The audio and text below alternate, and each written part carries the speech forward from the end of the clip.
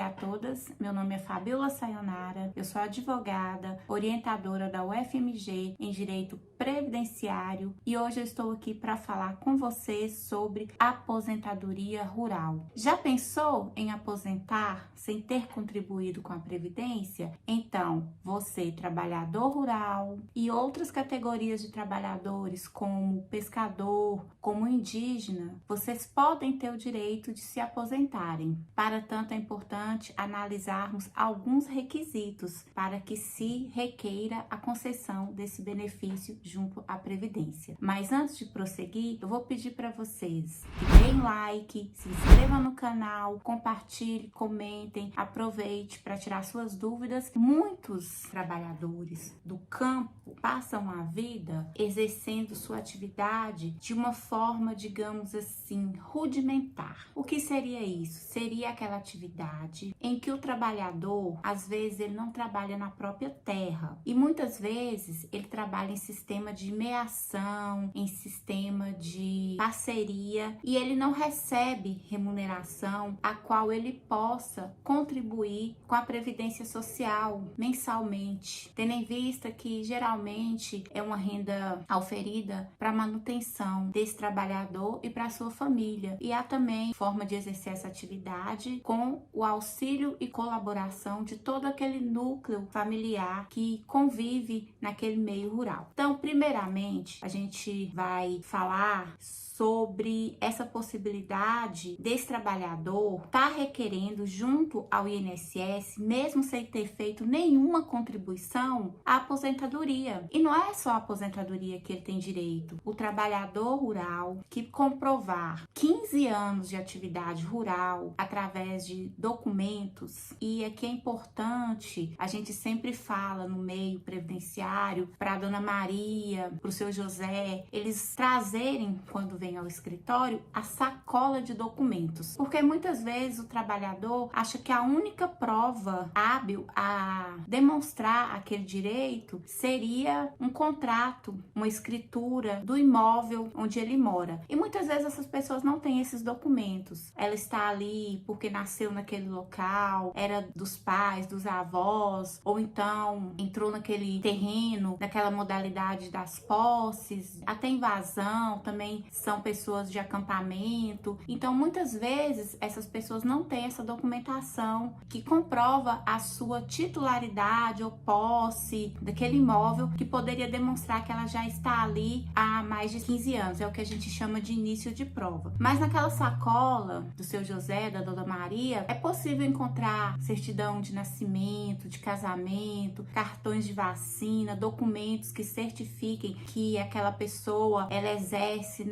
no período de eleição, seu direito e vota naquele local. Então é possível, através daquele comprovante, a gente também requerer junto à Justiça Eleitoral uma certidão constando desde quando ela é inscrita naquela zona eleitoral. Então você tem vários documentos que servem para dar início àquele requerimento que vai poder levar um pouco de dignidade àquelas famílias, tanto em momentos de velhice, em momentos de doença, na gravidez, porque a esposa que também trabalha ali naquele núcleo familiar, exerce as atividades, tanto no plantio como dentro do lar, exercendo aquelas atividades domésticas, ela também tem o direito de ter concedido salário maternidade, auxílio doença, aposentadoria por invalidez, auxílio acidentário, da mesma forma como o marido, os filhos que comprovarem essa atividade de forma para subsistência familiar e rudimentar. Então, essa aposentadoria rural é um benefício destinado a quem trabalha no campo. Os trabalhadores podem recebê-la sem ter feito uma única contribuição para o INSS. Essa é uma das únicas modalidades que é possível essa concessão. Foi muito veiculado na mídia o que aconteceu nas reservas Yanomami e aqueles indígenas que ali comprovarem que exercem a atividade, não pode ter exercido atividade urbana, prestado serviços na cidade, digamos assim, para que quem está nos ouvindo possa compreender melhor. Mas se o indígena demonstrar que ele exerce aquela atividade ali, naquele meio, naquele local, a reserva indígena protegida pela FUNAI, ou todas aquelas garantias constitucionais que a gente conhece ali na Constituição, sim, esse indígena também tem o direito à concessão desses benefícios que eu citei. Essa denominação, aposentadoria especial, ela tem várias categorias. Então, ela é especial porque ela vai atender, vai abranger aquela pessoa, aqueles trabalhadores em situações peculiares, situações de vulnerabilidade, e ela precisa de uma proteção social. Então, o segurado que trabalha no meio rural, ele também pode ser aquele, e aí a gente vai chamar de segurado, que faz o recolhimento, que trabalha em um prédio rústico, em uma propriedade rural. Esse é muito mais fácil de comprovar, porque ele faz o recolhimento, e o homem com a idade de 60 anos e 180 contribuições, e a mulher com a idade de 55 anos e 180 contribuições, ela consegue sim se aposentar com mais facilidade do que esse trabalhador rural, que são aqueles trabalhadores que prestam serviço sem vínculo, de forma eventual, às vezes para uma empresa rural, uma empresa de extração de minério, extração de borracha, e ele contrata aquele trabalhador. Um exemplo muito frequente seria o caso também dos boias frias, que sazonalmente ele é contratado para trabalhar no meio rural, mas esse serviço, esse trabalho ali remunera ele por um determinado período, mas acabando aquela safra, ele é dispensado de suas atividades. E esse segurado, muitas vezes, ele não sabe que com 15 anos de comprovação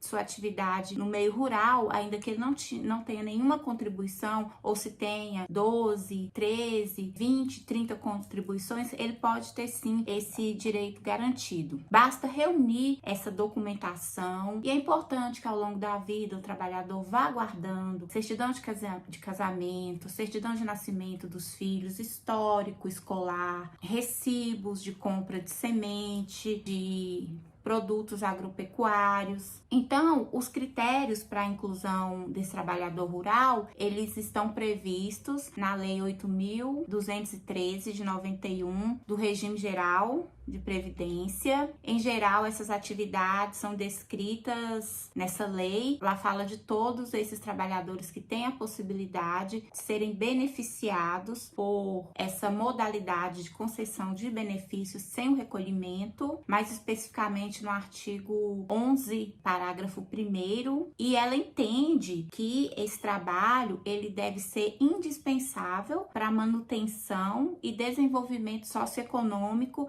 daquele núcleo familiar, e as condições de trabalho é em colaboração, não pode haver empregados permanentes. Então, muitas vezes também aquele trabalhador rural que tem a pequena propriedade, ele acaba contratando uma mão de obra, mas temporária, ou então para ajudar na colheita, e ela fica com determinada quantia do que ali foi colhido, produzido, e o restante é vendido para comprar outros itens. Acontece muito do trabalhador fazer a troca desses produtos por outros, né? Trocar o arroz por um pouco de feijão, trocar o porco pela galinha, comprar outras coisas que a família necessita, que a gente sabe que uma família necessita de higiene, lazer, transporte, vestuário. Então, é sim possível que o trabalhador rural também venda um pouco daquela produção para custear outras despesas para a manutenção da sua família. Como eu falei aqui no início do vídeo, hoje eu gostaria mesmo de tratar dessas pessoas que não fazem o recolhimento, que têm dúvidas se tem o direito, e é importante também frisar que não tem possibilidade do trabalhador rural fazer prova de sua atividade somente através de prova testemunhal. O entendimento majoritário nesse sentido é que não é possível que um trabalhador vá sem nenhum documento que prove a sua atividade e consiga esse benefício. Então, a jurisprudência é no sentido de que precisa ter pelo menos algumas provas para que possa passar essa fase de, se for o caso, de ouvir o vizinho, confinante, limitante, outras pessoas que também vivem naquele núcleo, e também muitas dessas pessoas já tiveram um benefício concedido e podem sim comprovar que ele nasceu naquele local, que o conhece, que vê ele exercendo as atividades. É importante, então, guardar os documentos para que no momento que houver necessidade, seja no momento de doença, seja no momento de gestação, os segurados, trabalhadores rurais, possam sim ter esse benefício concedido. Seguindo aqui mais adiante, eu relacionei aqui alguns documentos que são necessários, mas também que gera muita dificuldade para essas pessoas mais humildes terem esses documentos guardados.